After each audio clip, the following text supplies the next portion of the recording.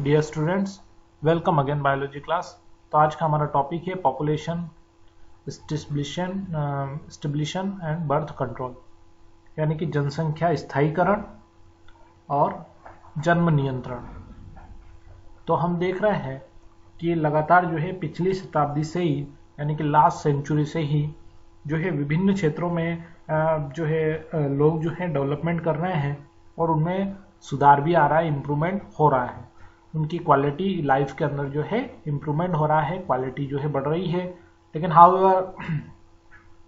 हालांकि क्या हो रहा है कि बेहतर जीवन दशाओं के साथ साथ स्वास्थ्य सुविधाएं और पॉपुलेशन जो बर्थ है, ग्रोथ जो हो रहा है, एक्सप्लोसिव इम्पैक्ट जो हो रहा है, ग्रोथ पॉपुलेशन जो बढ़ता जा रहा है, यानी पॉपुलेशन लगातार जो बढ़ता जा रहा है, वो जो है कहीं ना कहीं समस्या बना हुआ है। सन 1900 में पूरे विश्व की जनसंख्या लगभग 2 अरब जो है 2000 मिलियन थी, जो सन 2000 में तेजी से बढ़कर 6 अरब यानी 6000 मिलियन हो गई। 6000 मिलियन हो गई। ये हम देख रहे हैं कि इस तरह से जो है इतनी संख्या जो है लगातार बढ़ती जा रही है, पॉपुलेशन इतना लगातार बढ़ता जा रहा है। ठीक यही नेचर, यही प्रवृत्ति जो है भारत में भी देखी गई है, हमारे इंडिया में।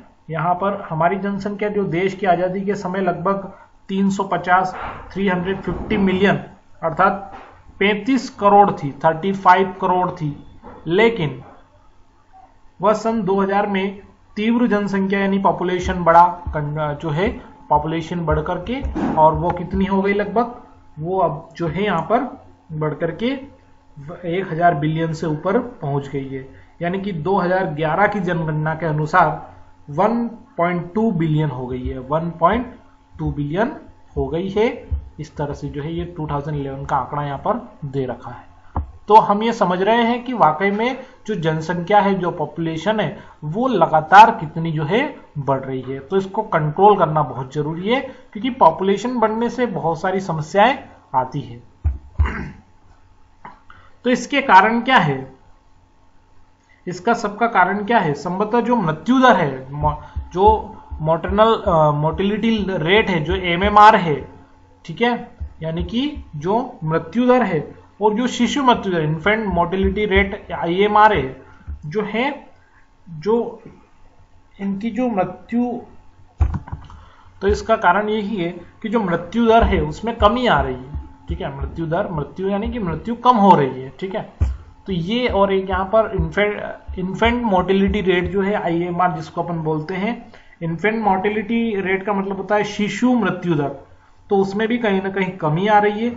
और जो जनन आयु के लोग हैं, यानी कि as a well of increase in the number of people in reproductive, यानी कि जो रिप्रोडक्टिव जो जनन वाले हैं लोग हैं, उनकी संख्या लगातार क्या हो रही है, बढ़ रही है। ठीक है, तो रिप्रोडक्शन ज्यादा होगा अगर, तो संभावना यानी पॉसिबिलिटीज ज्यादा होगी, पॉपुलेशन ज्यादा होना है।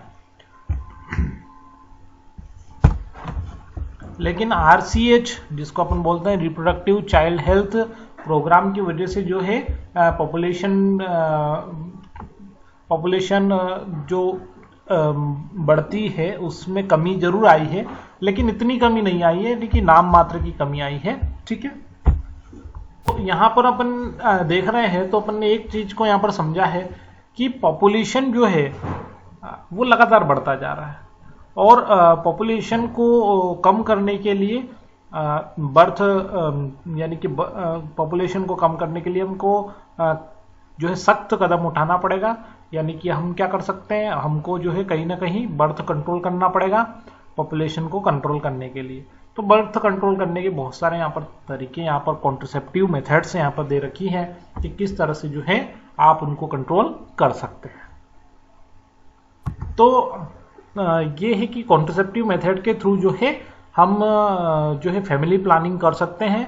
और अगर हम कहें कि वो जो सेंटेंस है जो हमने सुना है कि छोटा परिवार सुखी परिवार, तो एक्चुअल में वाकई में ये करना होगा, तभी जाकर जो है एक स्लोगन जो है चलता है, हम दो हमारे दो, इस तरह से यहाँ पर दिया दे भी रखा है एनसीईआरटी बुक में, हम दो हमारे दो, यानी कि छोटा परिवार सुखी परिवार। ठीक है, तो ये यहाँ पर बहुत सारे तरीके यहाँ पर दे रखे हैं। तो एक्चुअल में हम तरीके के बारे में अगर बात कर रहे हैं तो contraceptive should be user friendly. यहाँ पर देखो, एक तो ये है कि या तो आप नेचुरल कैटेगरीज के आधार पर या तो नेचुरल या ट्रेडिशनल तरीके आप यूज कर सकते हैं, क्योंकि बर्थ कंट्रोल अगर करना है यानी प्रेगनेंसी को रोकना है तो प्रेगनेंसी रोकने के उपाय, ठीक है, तो एक्चुअल में या तो नेचुरल या ट्रेडिशनल तरीके हो सकते हैं, बैरियर हो सकता है, आईयूडीएस हो सकता है, ओरल कॉन्ट्रसेप्टिव हो सकते हैं, इंजेक्टेबल्स हो सकते हैं, इम्प्लांट हो सकता है, सर्जिकल मेथड्स हो सकते हैं। तो ये जो है हो सकते हैं। एक्चुअल में जो नेचुरल ट्रेडिशनल तरीका है उसमें हम टाइम को जो है मिस करके, यानी कि उस टाइम पीरियड में सेक्सुअल एक्टिविटी को न करके जो है हम इससे बच सकते हैं, यानी कि प्रेगनेंसी को रोक सकते हैं, यानी कि कहीं ना कहीं जो है बर्थ कंट्रोल को हम कम कर सकते हैं।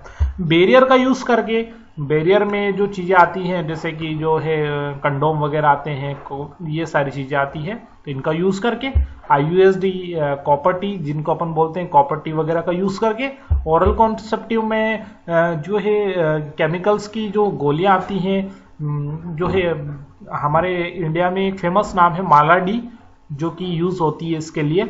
इंजेक्टेबल भी कुछ केमिकल्स होते हैं, दवाई होती है, उसके थ्रू भी जो है इसको रोका जा सकता है प्रेगनेंसी को। इम्प्लांट्स से भी इसको हो सकता है इम्प्लांट करके, और जो है सर्जिकल मेथड में वेस्कोटोमी और ट्यूबोक्टोमी है।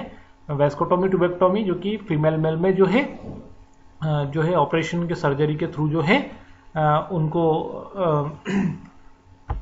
तो हम यहाँ पर जो भी डिस्कस कर रहे हैं उसके यहाँ पर डायग्राम भी आपको दे रखा है। कंडोम है, फीमेल कंडोम यहाँ पर दे रखा है, इसके अलावा कॉपर टी का यहाँ पर दे रखा है, इसके अलावा आपको जो है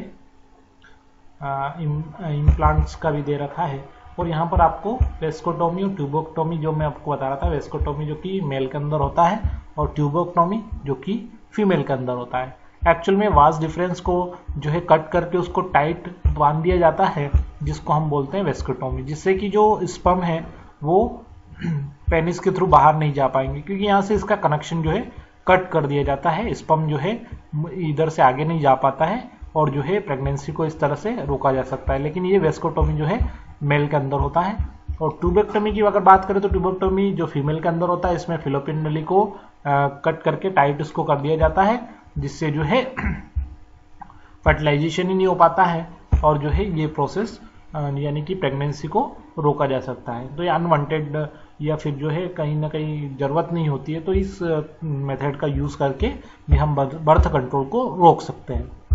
ठीक है, तो ये है ये कॉन्ट्रसेप्टिव मेथड है जिसके बारे में हमने आज डिस्कस किया। आगे इसके आगे हम नेक्स्ट वीडियो में देखेंगे।